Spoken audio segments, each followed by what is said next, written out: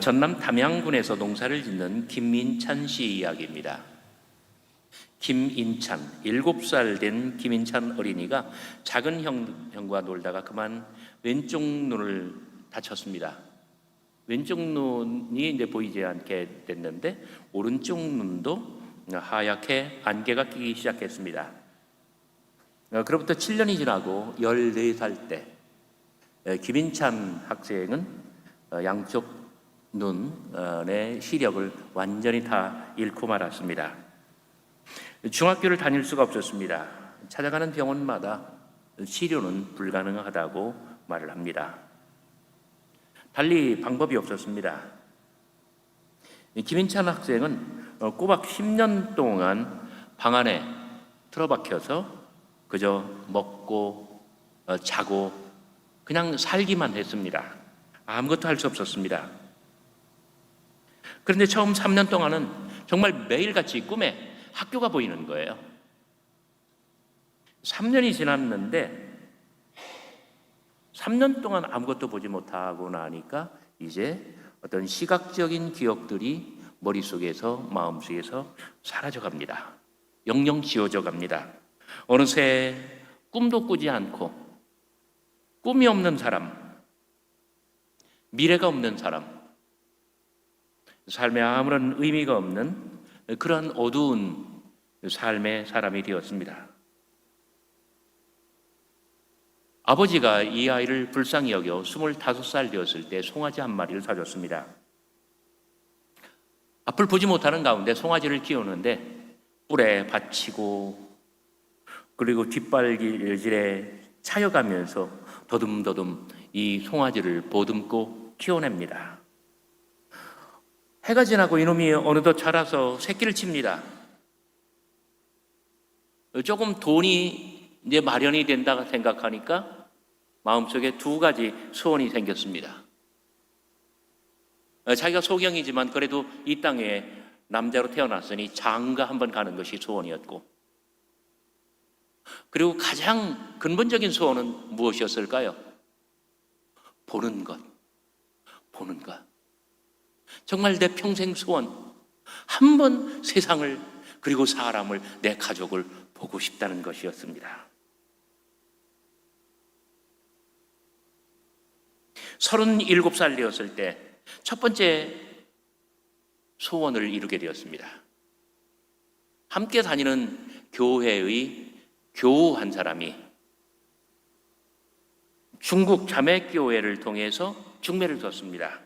중국 교포 장기화 씨가 가족들의 반대를 무릅쓰고 시집을 왔습니다. 이름이 이뻐서, 마음이 이뻐서, 사람이 착해서 이 사람과 결혼하고 싶다고. 그래서 비록 몸은 소경이지만 아이를 셋이나 두게 되었어요. 얼마나 큰 축복입니까? 그리고 불가능하다고 여겼던 그의 눈, 서울 강남 성모병원에서 기적적으로 이 눈을 살려냅니다. 41살이었던 2005년 7월 그는 각막 이식 수술을 받고 오른쪽 눈 시력을 완전히 회복시켰습니다.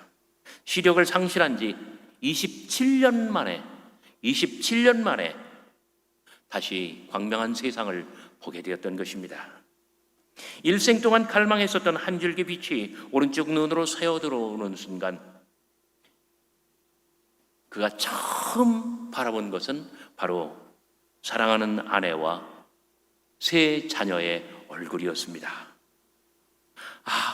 이렇게 예쁠 줄 몰랐는데 내 아내와 내 아이가 이렇게 피부가 뽀얗고 예쁠 줄이야. 너무나 감격하여 눈물이 그치질 않았습니다. 눈을 뜨니 마음이 열렸습니다. 오늘 아침에도 오토바이를 타고 가는데 해가 구름에 가려 하늘이 빨갛게 물들었잖아요. 얼마나 예쁜지 한참을 멍하고 바라보았어요. 바람결에 흔들리는 대나무, 하늘을 나는 새, 세차게 몰아치는 눈보라, 밤하늘에 반짝이는 달과 별. 그는 마냥 아름답고 신기하고 모든 것들이 보기가 좋았습니다. 그런데 앞을 보는 순간 시력을 회복하게 된 이후에 세상에는 이해할 수 없는 일도 자꾸 많아집니다. 왜 그 노숙자들 있잖아요. 얼마 전에 새벽 열차를 타고 영등포역에 내렸는데 깜짝 놀랐어요. 아무데나 벌렁 누워있는 사람, 마구 사납게 소리치는 사람, 그리고 싸우는 사람들, 정말 무섭더라고요. 세상이 뭐가 잘못된 건지. 이렇게 아름다운 것과 이상한 것들이 공존하는 세상. 하지만 저는 희망을 가지고 있습니다. 제가 두 가지 소망을 얘기했을 때 모든 사람들이 다 불가능하다고 여겼잖아요. 그런데 하나님께서 이루어주셨잖아요. 그래서 저는 믿습니다. 꿈을 믿습니다. 희망을 믿습니다. 하나님께서 이루어주실 줄 믿습니다. 정말 거짓말 같은 이야기죠. 실화입니다. 2006년 12월 30날 조선일보에 실린 이야기입니다. 여러분 성경을 펴보시기 바랍니다. 요한복음 9장을 보시기 바랍니다. 이처럼 김인차 씨처럼 일평생 세상을 보지 못하다가 가족도 보지 못하다가 드디어 시력을 회복하고 세상을 보게 된 한 사람의 이야기가 나옵니다. 요한복음 9장은 7개의 작은 이야기들로 구성이 되어 있습니다. 1절부터 7절까지는 실로암 소경의 기적입니다. 어느 날 예수께서 찾아오셔서 이 소경을 만나주시고 진흙을 이겨 눈에 바르신 후에 저 실로암 연못에 가서 내 눈을 씻으라 하셨습니다. 실로암 연못으로 가서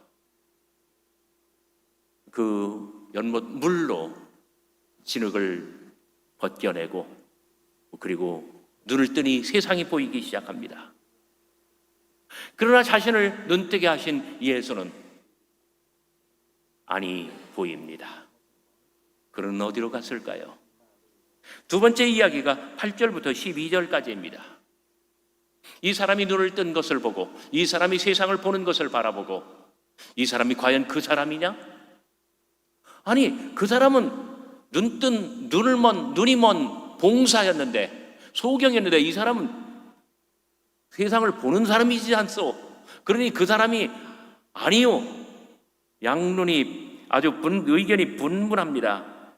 그러나 소경이었다가 앞을 보게 된 이 기적의 당사자는 내가 바로 그 사람이요 하면서 11절 1인칭 스토리 자기 이야기를 성경에서 유일하게 기적 이야기로 펼쳐냅니다. 세 번째 문단은 13절부터 11절까지입니다. 이웃 사람들이 정말 이 사건을 기이 여겨 이 소경을 데리고 믿음이 좋다는 신앙이 좋다는 바리새인들 앞으로 데려갔습니다.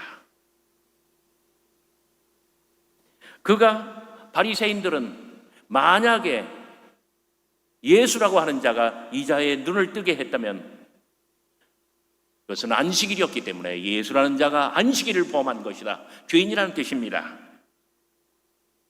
그러나 바리새인 중에 또 다른 사람들은 이렇게 이야기를 합니다.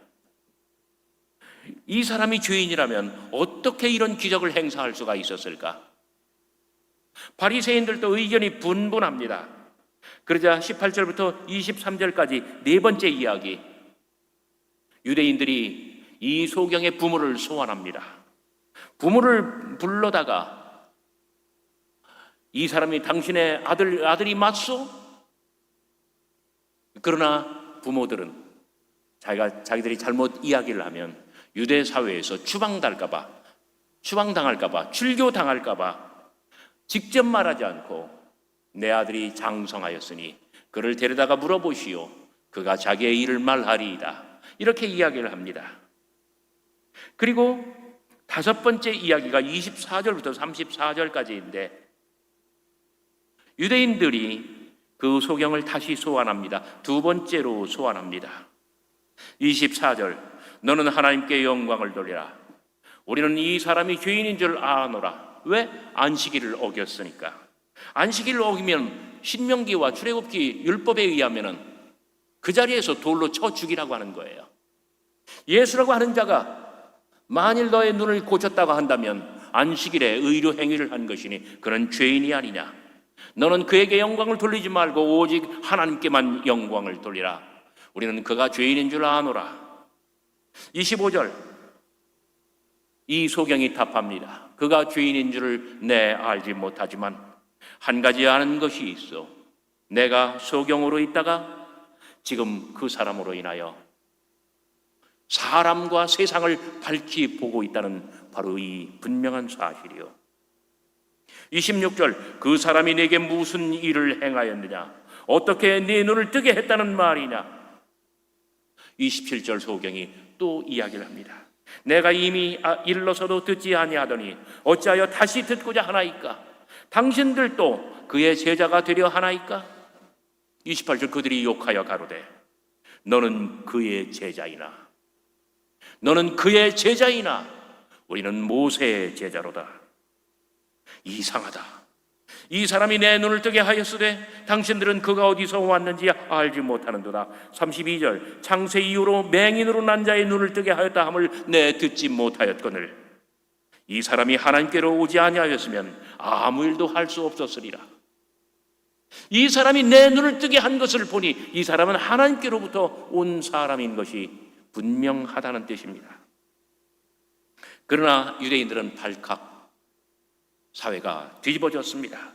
내가 온전히 죄 가운데서 태어나 소경으로 살더니 이제 우리를 가르치려 하느냐. 그러면서 34절, 이에 쫓아 보내니라. 유대 사회에서 실로암 소경을 완전히 추방시켜 버렸습니다. 우리가 함께 읽은 오늘의 본문은 바로 그 다음의 이야기입니다. 이것은 하나의 범죄 수사 이야기, 디텍티브 스토리입니다. 일종의 탐정물과 같은 이야기예요. 예수께서 실로암 소경을 고치신 것은 바로 안식일 날의 일이었습니다. 세상에 명백한 범죄가 이루어졌습니다. 예수께서 안식일을 범했기 때문입니다. 16절, 한 바리새인이 소경에게 말합니다.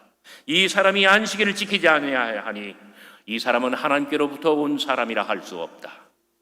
24절, 유대인들이 소경에게 다시 말합니다. 너는 하나님께 영광을 돌리라.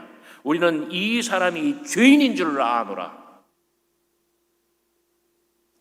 소경에게는 그것이 하나님의 기적이었지만 바리새인들과 모든 유대인들에게는 그것은 안식일을 범한 범죄의 사건이 되었습니다. 세상에 명백한 범죄가 저질러졌습니다. 범죄 후에 소경과 부모를 소환하여 증인으로 삼고 정의를 신문하고 있습니다. 그런데 이 모든 과정을 통하여 소경은 놀랍게도 점점 더 영적으로 눈을 떠갑니다. 여러분, 성경을 한번 같이 관찰해 봅시다. 12절, 소경은 이웃들 앞에서 이렇게 말합니다. 그가 어디에 있는지 알지 못하노라. 나는 그를 알지 못한다. 처음에는 눈을 떴지만 예수가 누구인지, 예수라고 하는 사람이 어떤 정체성을 가지고 있는지, 그리고 그가 어디에 있는지 나는 알지 못한다. 나는 그를 모른다. 이렇게 이야기를 합니다. 그러다가 17절, 바리새인들 앞에서 너는 그 사람을 누구라 하느냐, 이 질문을 받았을 때 선지자니이다. 처음에는 I don't know about him. 나는 그에 대하여 알지 못합니다. 이렇게 말하다가 어느덧 자신의 인생의 뜰에 빛이 비춰옵니다. 이 사람은 선지자입니다. 그러다가 33절, 유대인들 앞에서 그는 분명하게 이야기합니다. 이 사람은 하나님께로부터 오신 분이십니다. 처음에는 나는 그를 알지 못합니다. 두 번째로는 이 사람은 선지자입니다. 그리고 세 번째로는 이 사람은 분명 하나님께로부터 오신 분이십니다. 여섯 번째 이야기가 오늘의 본문 중 특별히 35절, 36절입니다. 소경이 눈을 뜬 후 그리고 예수에 대하여 긍정적으로 대답하고 증언했을 때 그는 유대 사회로부터 쫓겨났습니다. 바로 그런 가련한 인생에게 예수께서 가까이 다가서시며 바로 이 가련한 자를 예수님께서 찾아오셔서 만납니다. 예수께서 오셔서 이 소경을 만나주시는 이 이야기는 요한복음 9장 전체를 통하여 가장 극적인 장면을 구성합니다. 9장 7절에서 소경에게 실로암으로 가서 씻으라고 하시는 사라지신 예수, 실로암으로 가서 내 눈을 씻으라 말씀하신 예수는 그 뒤로 사라지셨습니다. 그리고 소경은 이 예수를 찾을 수 없었습니다. 그런데 예수께서는 정말 기적의 은혜 가운데 유대 사회로부터 추방된 이 가련한 인생에게 다시금 찾아오셔서 예수께서 다시 등장하시는 것이죠. 그렇습니다. 죄인으로 혐의를 받고 쫓기던 예수께서 유대인들에게 쫓겨나고 유대 사회에서 추방당한 소경을 찾아와 만나주십니다. 35절 예수께서 그 소경의 눈을 바라보시며 물으십니다. 내가 인자를 믿느냐? 요한복음 9장에는 무려 14개의 의문문, 14개의 질문이 등장합니다. 그 중에 이 질문은 가장 결정적이며 불후의 질문이 됩니다. 내가 인자를 믿느냐? 예수께서는 소경의 눈을 똑바로 응시하며 그 가련한 인생에게 물으십니다. 내가 인자를 믿느냐? 소경에게는 회피할 수 없는 질문이 되었습니다. 36절 주여 그가 누구시오니까 내가 믿으려 하나이다. 그는 자신의 눈을 뜨게 한 예수라고 하는 그 이를 마음으로 믿고 있었습니다. 그분이 누구입니까? 나는 그분을 믿으려 합니다. 그분이 누구입니까? 그분이 어디에 계시는 누구입니까? 나는 그분을 만나고 싶고 그분을 영접하고 싶고 그분을 따르고 싶습니다. 그분이 누구십니까?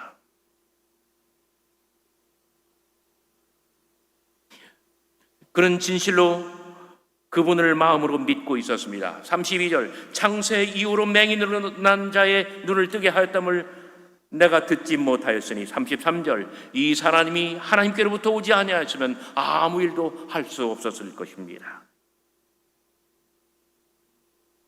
이런 가련한 자에게 예수께서 37절 말씀하십니다. 내가 그를 보았거니와 지금 너와 말하는 이가 바로 그이니라. 가장 놀라운 순간입니다. 내가 그를 보았거니와 지금 너와 말하는 자가 바로 그이니라. 실로암 소경은 태초로부터 말씀으로 존재하시던 하나님의 아들 예수께서 자신 앞에 계시되는 이 놀라운 영광을 보게 됩니다. 그 환희의 순간, 그 절정의 순간, 그는 하나님의 아들 예수 그리스도를 만나고 있습니다. 38절 그가 가장 큰 목소리로 예수님에게 신앙을 고백합니다. 주여 내가 믿나이다. 이것은 기독교 신앙의 가장 전형적인 고백입니다. 주여 내가 믿나이다. 유대인들이 예수와 소경을 향하여 수사망을 좁혀오는 사이 이 소경은 영적으로 점점 더 눈을 뜨고 믿음이 놀랍게 향상되는 양상을 보여줍니다. 12절 이웃들 앞에서 그는 말합니다. 그가 어디에 있는지 나는 알지 못하노라. 나는 그를 모른다. 17절 바리새인들 앞에서 너는 그를 어떤 사람이라 하느냐 질문을 받았을 때 선지자니이다. 33절 유대인들 앞에서 이 사람은 정령 하나님께로부터 오신 자니이다. 그러다가 바로 지금 38절 절정입니다. 주여 내가 믿나이다. 이렇게 신앙을 고백하고 절하는지라. 여기 절했다라고 번역하는 것은 정말 미흡한 번역입니다. 프로스쿠네오, 헬라어로 프로스쿠네오라는 말은 예배를 드린다, 경배한다는 뜻입니다. 그는 어느 날 예수님을 만났습니다. 소경인 채로 예수님을 만났습니다. 예수가 누구인지 알지 못하는 가운데 그런 예수님을 만났습니다. 자신을 가련히 여긴 예수, 자신을 불쌍히 여기는 예수. 예수는 진흙을 이겨서 자기의 눈에 발라주시더니 실로암 연못에 가서 씻으라 하십니다. 씻었더니 눈이 밝아졌습니다. 세상이 밝아졌습니다. 눈이 밝고 세상이 밝으니 마음이 밝아집니다. 그런데 세상을 사는 일은 어찌나 이리 험합니까? 사람들은 자신을 둘러보고 자신을 사이에 두고 이렇게 저렇게 손가락질을 하며 말도 많습니다. 여러 차례 당국으로 소환되어 끌려갔습니다. 별의별 신문을 당하고 별의별 핍박을 당하고 그리고 마침내 유대 사회에서 추방을 당했습니다. 그러나 그 사이 예수라고 하는 사람이 자신의 시야에 들어오기 시작하고 자신의 인생에 조금씩 틈을 열고 들어오십니다.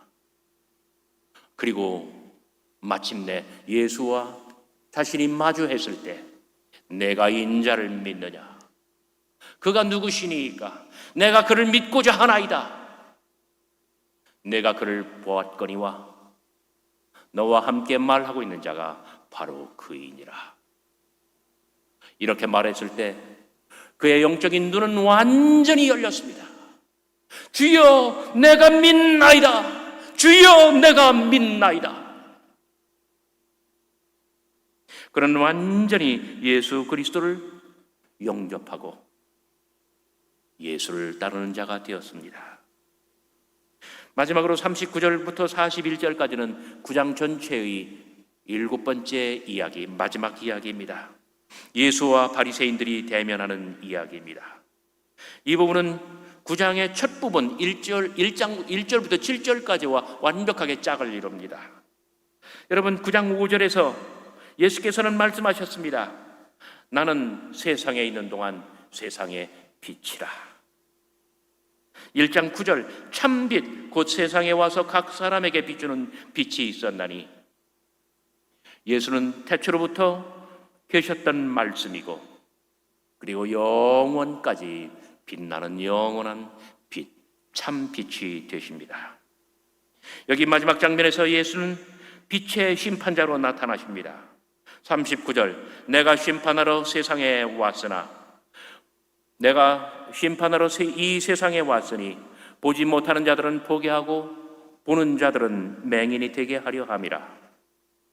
첫째, 예수께서는 보지 못하는 자들을 보게 만들어 주십니다. 실로암 소경은 육신의 눈을 떴을 뿐만 아니라 이제 영적인 눈을 뜨고 세상의 참빛 되시는 예수님을 영접합니다. 주여 내가 믿나이다. 둘째, 그러나 예수님께서는 보는 자들을 맹인으로 만드시기도 합니다. 40절 바리새인 중에 예수와 함께 있던 자들이 이 말씀을 듣고 이르되 우리도 맹인인가? 그들은 예수를 집요하게 죄인으로 몰았고 육적으로 영적으로 눈을 뜨는 실로암 소경을 정죄하며 추방시켰습니다. 41절 예수께서 말씀하십니다. 너희가 차라리 맹인이 되었더라면 죄가 없으려니와 본다고 하니 너희 죄가 그대로 있느니라. 자신이 소경인 것을 인정하는 사람은 인생의 길에서 예수님을 만나면 빛의 말씀을 듣고 어두운 세상에서 광명한 은혜와 진리의 빛으로 나오게 됩니다. 그러나 알량한 지식으로 자신이 무엇을 안다고 생각하며 교만한 자들은 인생길에서 예수의 도전을 뿌리치며 계시의 빛 앞에 눈을 감아버립니다. 그리하여 맹인이 되었더라면 죄가 없으려니와 본다고 하니 안다고 하니 그 알량한 지식의 교만으로 찌들어 있으니 너희 죄가 그대로 있느니라. 오늘 말씀은 도전입니다. 우리가 무엇을 안다, 밝히 안다 생각하면 우리는 그만 소경이 되고 맙니다. 그러나 우리는 아무것도 모르는 소경이어서 참 빛 되시는 예수의 말씀 앞에 마음을 열게 되면 그 계시의 빛 앞에 우리가 겸손하게 우리의 마음을 열면 우리는 영적으로 조금씩 눈을 뜨게 될 것입니다. 주여, 내가 믿나이다. 주여, 내가 믿나이다. 내 눈을 여사 나의 믿음 없는 것을 도와주시옵소서. 이렇게 기도하는 저와 여러분들이 되시기를 소원합니다.